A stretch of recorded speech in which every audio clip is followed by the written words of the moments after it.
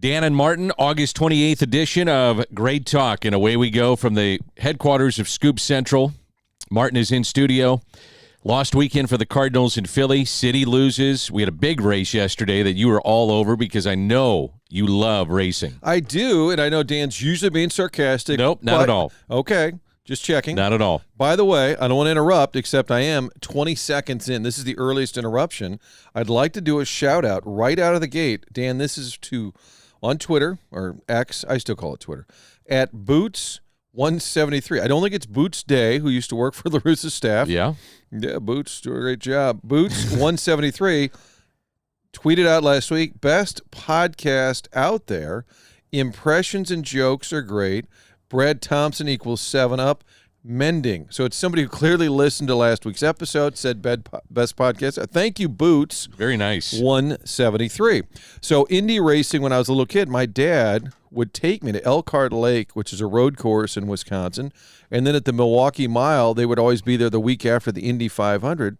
So when I was a kid, little kid in Milwaukee, my dad would always take me to Indy racing.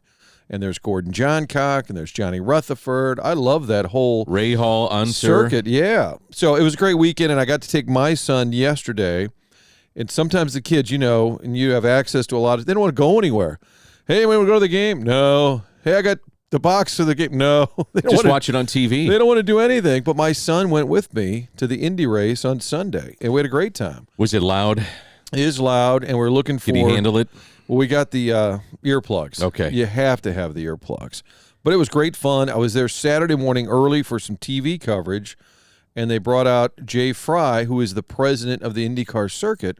He played football at Mizzou. Right. In the early 80s. Warren Powers and then Woody Wiedenhofer. And we talked, off air, we just sat there and talked a bunch of Mizzou. He's really good buddies with Barry Odom. And I stepped in it because we're just talking. I said, oh, he's doing a great job at Arkansas. He ain't at Arkansas. And he goes, he's the head coach at UNLV. I'm like, dude, I got up at 6 a.m. on a Saturday. I'm sorry.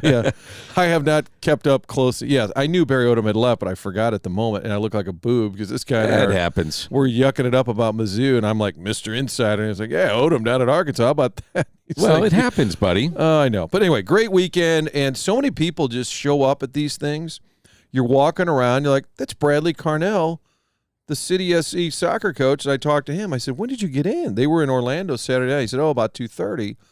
He said, I've always been a huge racing fan. Interesting. I didn't They know had that. him over there in the morning. He got out on some kind of two-seater. They took him around out on the track. He's there. Anthony Beck, the Battlehawks coach, was there.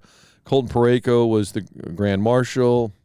It was a lot of fun. It really was. And a decent turnout. I'm sure there could always be more, but I think they were pretty happy. Ran into Doug Armstrong over the weekend, and we were talking briefly, but the season begins the 15th, I think. Rookie camp or something like that is the 15th. That's in 2 weeks. I'm going to see him today. He's on the radio show, KTRS, the Kilcoyne Conversation. He's going to be in studio tonight. We'll post it, of course, on Scoops.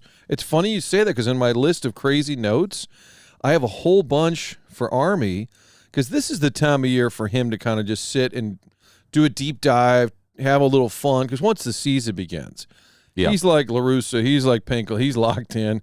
He's not going to play grab ass. I mean, no. Well, he never is going to play grab ass. Did he ever do that with you? I mean, have a little fun with you? Off air, we've had, we sometimes joke around a little bit when we're just talking. He's a likable guy, really likable guy. Very likable, and just a lot of career stuff I've never talked to him about. We'll talk about the current roster. Are they good enough? Who's the captain? All of those things. But he did get fired in Dallas and replaced by Brett Hull. And I've always wondered what their St. Louis relationship was like. That's interesting. I hadn't thought about that. Yeah, and I think they're fine. Both are very accomplished. But it's interesting you bring his name up. Now, is he the GM of a... He is the president of hockey GM for Team Canada. Oh, yeah, Team Canada, yes. Yeah, okay. Which tells you something. If you have a GM of your NHL team, you probably like him to be highly regarded in Canada. Yeah. They tend to know what they're doing with hockey up there. Larry Plow is American. Yeah, love Larry. Oh, okay. Okay, guys. Jeepers. Oh, okay. Larry Plow is a great guy, but he would give you nothing. No, there wasn't a lot of leaks out of that office. I called his press conferences Plow jobs, which I was pretty proud of. I know it's a little racy. Little racy, but And it's kind of funny, though. I don't think I ever said it on TV. I would hope not. That probably wouldn't have gone over well. Be a lot of people going back and go, wait a minute, what did he just say? Going back and listening. Larry Plow. Okay. Keith Kachuk loved when we imitated Larry because he would come on the radio show back in the day, and if you ventured off or did something too stupid, Larry would go, okay, talk hockey, guys. So Kachuk still to this day, if you ask him something kind of dumb, he's like, talk hockey, guys. That's funny. How is Keith doing? Because you were supposed to, I thought you were going to run into him the last couple of weeks. I think I had him on the show maybe a month ago. Okay.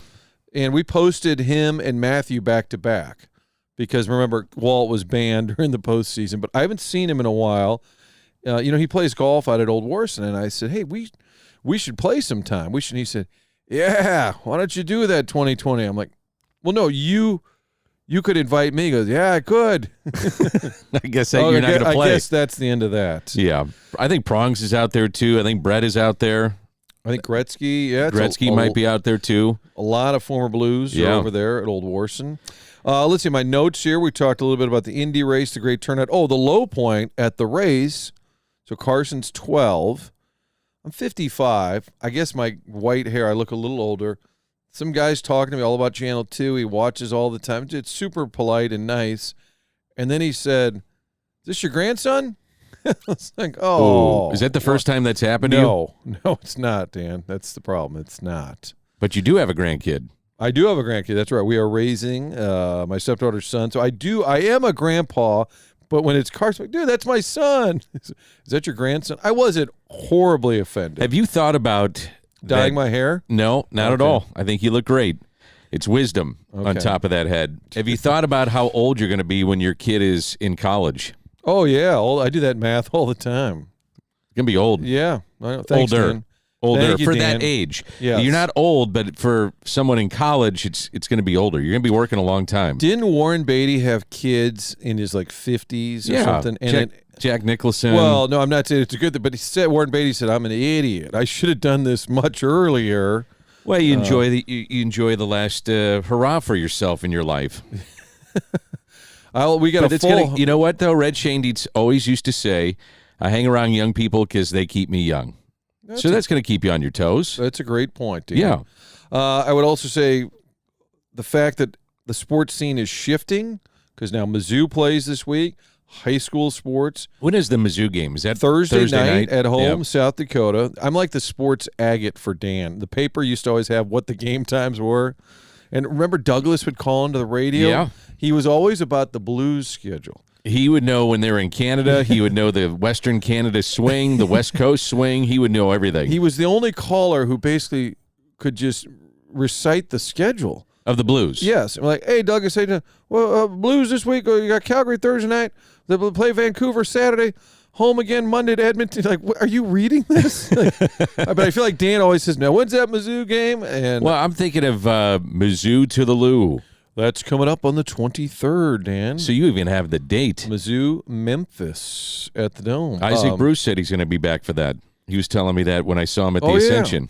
Memphis guy. Yeah, he's coming back for that. That should be a good game. That should be I would think that they'd get, what do you think, 40 to 50 well, there? I'll tell you what, and I don't think they've said it publicly. I think they know what the high water mark for the Battlehawks was. If you don't top what the Battlehawks got and you're a Mizzou town, that would be terrible. I think they'll be happy if they get to 50. I think they're concerned whether they can get to 50. But they want that Mizzou, Illinois game. And to get that, I think you got to show that St. Louis wants to support this. Because if you're the Illinois AD, the Mizzou AD, say, I don't know, why should we come back there? Well, if you got Illinois, though, that you got a lot of, I understand that, but I think the optics. I mean, how many are coming from Memphis and how many Memphis alum are in St. Louis? Right. No, I think you'll get some that'll make the trip. But the point is they want the Mizzou fans to show up for that game. Everybody has talked about it. The game the week before is against K-State. That's at Faurot Field. Got drilled last year in Manhattan. K-State's good. They won the Big 12 last year. If Mizzou can win that game, then you're 3-0. People are excited. That'll sell a bunch of tickets that week, but that's a big if. I I went through on the radio last week. I ended up at 7-5, and I felt like I was being Generous? a little optimistic. But I don't have them beaten K-State, so that'll affect ticket sales. So we have the kickoff to the Mizzou season this Thursday night, and then the kickoff to the college football season is this weekend. And you have City SC on Wednesday at home this week. And we were talking on the TV side. I said I need to go down there because so many of their games are Saturday night, and on Fox we don't really have a lot of shows because we have college football, we have Major League Baseball. So we rarely, you're used to seeing guys live at the Blues game, the Cardinals game. Hey, we're down there, big game tonight during the middle of the week. We almost never get to do that because City always plays on the weekend. So I'm looking forward to a midweek match, Dan. That place is going to be rocking. And they played well over the weekend. They played a good team. Yep. Orlando's very good.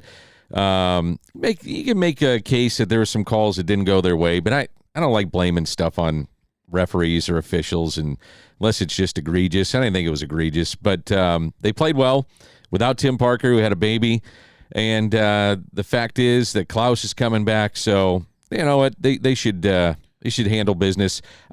We always hear about home ice advantage, home field advantage. It truly is a home field advantage for City. It is. I mean, it's just a different place to play. And then I think they go next weekend. Is that Kansas City back to yeah. So it's a really busy stretch. You guys sending anybody there? I don't know that we will. Maybe Douglas. So they go home, City Park, Wednesday night. We need Douglas to do the City SC schedule. Kansas City on Saturday. I think that the concern, and this is like inside soccer. This is great. Yeah. Nico Gioacchini got left injured on good player, Saturday. man. Really good player. Klauss plays in the second half. So all of a sudden, you finally get Klauss back. And then, I don't know why I hear his voice as, Klauss! Who was the lady friend for Riebowitz? Or remember our Austin Powers lady? Oh, remember the lady who just would scream? Yes. Van Clark, yeah. Whatever, she would just scream everything. And for some reason, I hear her, Klauss! Now it's going to be in my mind. That was in the second. What would she scream? Because remember Mike Myers would be like right next to her. Fran Fisherman or something like that. Yeah. God, now I want to go back and watch Austin Powers. But Klauss returns in the same game. Gioacchini gets injured, but they've got a lot of depth. They've got luge lessons. Remember what he said? Yeah, I'm starting to think of that old Dr. Evo Evil, actually. Dr. Evil. Oh, I love those movies. So stupid, but they're just awesome. Great. They were funny. What was the kid's name? That's who she would yell. Seth Green was the actor, but who was the kid? Scott? Yeah, Scott! And he'd be like a foot away from her. I don't know why that makes me laugh. But City's got a busy week. Mizzou, what I'm saying is with the Cardinals in the tank, there's a lot going on. I think you'll just kind of tune out the rest of the season, and it's probably a good idea. You mean tune out the rest of the baseball? Cardinals, yeah. I mean, it's hard to watch. However, my son yesterday, I said, you want to go to another Cardinal game this year before the season's over? And he said, yeah, I wouldn't mind seeing Walker and Wynn. There you go. That's your calling. That's a 12-year-old kid saying, I know about Walker, I know about Wynn, I wouldn't mind seeing them play, which I could see that. You know, the other thing we haven't mentioned, too, the Ascension Charity Classic is I played at Norwood yesterday with Jay Delsing, who's really playing well. Hopefully he has a great showing, but they've got the build-out going. It's close. I mean, next week. That's going to be great. It's going to be awesome. Should be a lot of fun. I'm looking forward to that. They're a great sponsor, AscensionCharityClassic.com, as we come to you from the Lou Fuse Automotive Studios. I was at the Fuse fields yesterday out at their sports complex. My son was playing soccer? Yeah, my son was playing against Fuse, and I was telling Randy Fuse, I said, man, you guys are great with this little area. You got like a picnic area for people. You can sit down. It's like padded seating there. Oh, yeah, they've got big, comfortable chairs. Yeah. If you don't really want to watch your kid, but you want to get credit for being at your kid's game. Yeah, it's right there. Venture over to that huge patio area that's covered on a really hot day, and they've got concessions. No, they do a great job. What did I text you? Oh, I wanted Randy's number because we were doing a story last week. Did you guys hook up? We never did because it was about beating the heat. And I said in the past, some teams would go out to the Lou Fuse Academy, the old Rams Park, and they would borrow their indoor field just to kind of get through the week. But we got the preps up and running, Dan. My Cardinal math is this. 70 wins is embarrassingly bad. Where are they at now, 56? 56. But a record of 70 and 92 would be horrible. But to get to 70 wins, they need to go 14-17, and I'm just not sure the way they're trending they will. Have you seen the schedule down the stretch here too? I have not, Douglas. I have not. Well, I'll give you some of this. Okay. So San Diego tonight. You still have the Phillies. You still have the Atlanta Braves. You still have, I think, Milwaukee once or twice, Cincinnati twice. Cincinnati's still kind of hanging around. I mean, you're talking about teams that are playing for something. Playing here. for something. Yeah. No, I'm not sure you can do 14-17, but that's what's necessary just to get to 70-92. But the Cardinals, in the scope of Major League Baseball, I would say they are the fourth biggest disappointment because the Mets, the Yankees are now 6 under 500. The Padres, who are in town with Tatis, Soto, Bogarts, Machado, Darvish, Snell, Hader. It's like, oh my God! And Bob Nightingale said it on the radio. I know where you're going with this. Well, go ahead. Well, no, they thought they could just throw all these stars into one room and it would work, and it doesn't work like that. And Not always. You hear stuff about in the clubhouse who doesn't like who, and that's a lot of ego. I think Bob, paraphrasing, said it's the greatest disappointment in the history of baseball. Something like that. I don't know if it's that much, but it's for the amount of, I guess the way that you could look at it from his perspective or anybody's perspective is that you have a small market team that never spent money like this. They spent the money. They went out and got superstars, and those guys we just mentioned are superstars in the game of baseball, and it just didn't work. How they dismantle that, I would assume they're going to, and you keep certain guys. You're locked in, right, with Machado and Tatis. Probably Soto can find walk, after next week? You could probably find a trade partner for any of those pieces. Yeah, in your off season could be really interesting. I still like Soto. He plays every day. He walks a ton. I'm sure there's a lot of ego there too, but he's not quite, though. I guess the expectations were so high after the World Series. It's just not quite for me where I thought he would be. He's still really good, but my expectations were so high. I think I probably put too many on him. Speaking of that championship team, Steven Strasburg retires. I think he threw in that postseason 31 innings, was dominant for the Nationals, and since then has thrown 36 total. Never been durable. I think that's fair. Yeah. Right. But overall, good career, made a ton of money. They won. That's all that matters, right? Yeah. They got a World Series out of it. That 2012 when they shut him down, I was like, how are you doing that? Cardinals played him in the DS. I never understood that. And they're like, oh, we got to shut him down. I'm like, and it didn't save his arm, and he's still having lots of problems. You can't be in October and think about you got to go for it. Yes, and unless the agent got involved, which is possible with Boris, but that's like the age-old question of will guys play through the pain? I mean, Tyler O'Neill's a great example. I mean, he's a lightning rod right now for people that sit there and go, well, he's a late scratch with his back. He's a late scratch with his knee. He's a late scratch because of his shin. There's a wrist issue. There's this, that, and the other. From the perspective of an athlete, only business, it's, well, I've only got a small window to make a lot of money, and I got to keep myself viable. So I'm not going to push it. Our team is terrible, and why am I going out there and pushing this when I can make a lot of money? The other side of it is that Nolan Arenado makes a lot of money. He's got his money. He's got his contract, but is fighting through a back injury and probably has been fighting it all year. And doesn't want to come out. And doesn't want to come out of the lineup. Goldie was supposed to be a day off yesterday against it was Aaron Nola, I guess, and elected to say, no, I want to be in the lineup against one of the best. You know what I mean? It's just there's different ways to look at it, right or wrong. I'm not sure. I mean, I'm not in those shoes. I know I would want to make the money. I'd understand that my career is going to be probably short in my lifespan, and short being 5 to 10 years, which is a good career at the major league level. But do I sit there and say, I'm going to take every chance I can to make sure I don't get injured, or I'm going to take every chance I can to stay on the field so that I do get the deal, that people appreciate what I'm doing, that my teammates appreciate what I'm doing, the organization, so on and so forth. It's a fine line, man, between the two. But playing hurt, playing injured. But if you're a late scratch too often, then that's going to affect your ability to make money. So even if that is the thing, let's just say it's Tyler O'Neill or anybody like that who says, I don't want to play when I'm not right because it affects my numbers. But if you get known for being always nicked up or unavailable, then eventually you don't have that value either. 100%. You got to find that.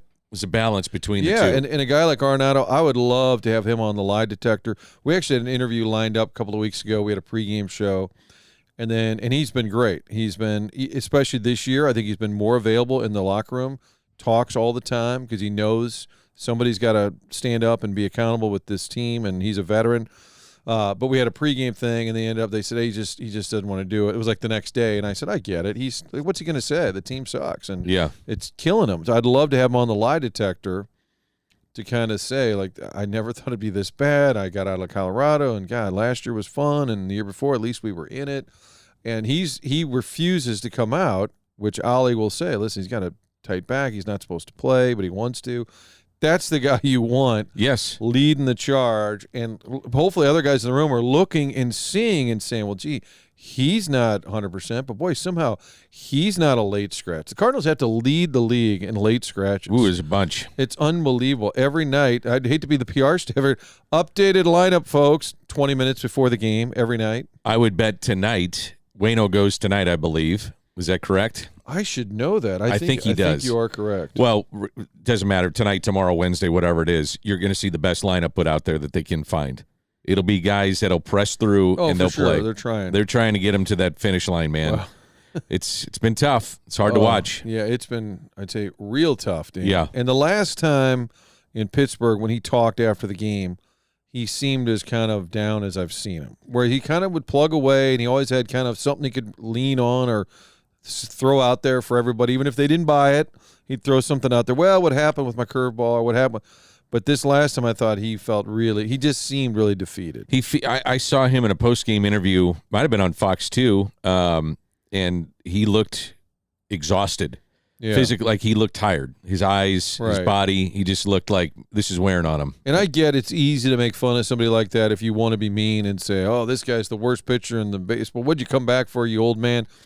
But if you think about somebody that's been at that high a level, nearly 200 wins, you know that kills them to be at an embarrassing level. You know 100%. How do you sleep? How do you even go through your work without thinking, I know everybody says I stayed 1 year. Everybody says I'm terrible. I know. Like, that just has to consume you. Yeah. And I'm sure especially when you've been so good. Right. You know, and now you can't perform at the level that you were at. That's hard. Yeah, and maybe the motivation was to get to the 200 plus. I think he had said he wanted to get to 210, which he wanted to pass Jesse Haynes on the all-time list, and so maybe the numbers got in the way of his thinking. I don't know, but it's hard to watch. Although the Wainwright starts have become more interesting to people because they're like, boy, what's going to happen? Yeah, can he get through 4? Can he get through 5? And he kind of has that hurdle. He can sometimes get you 3-4 innings, like in Pittsburgh. It just melted down quickly. And we got Mike Schilt back in town on the Padres staff. How about that? Schilty back in town. I don't think he'll be holding any press conferences. I would doubt that. He'll just kind of try and blend in, I'm going to guess. What on my list here, Dan? I know you got things to do. Oh, how about the Little League World Series? Did you see the walk-off? I don't like that the Little League World Series on so TV. Much coverage. I can't stand it. There's already pressure on these kids. Now you put them on TV, it's pressure enough. Well, I did see it, though, yes. Yeah, the kid, hit a walk-off home run for El Segundo, California. Curacao is always in the championship, it seems. But I was like, if you're that kid, you're 12, 13, isn't that the coolest thing in the world? And it'll stay with you forever. And now his life will go straight downhill. He's got load management for next year. He's already concerned about his innings. But it was a great moment on what was a great sports weekend. What else is on my list here, Dan? I feel like we didn't get to really anything too stupid, which is good. We covered a lot. We're locked in. We're focused. Very locked in. Yeah. This has been a great talk from the Pasta House Studios, brought to you by Marita Villas Senior Living, Appliance Discounters, and, of course, Triad Bank.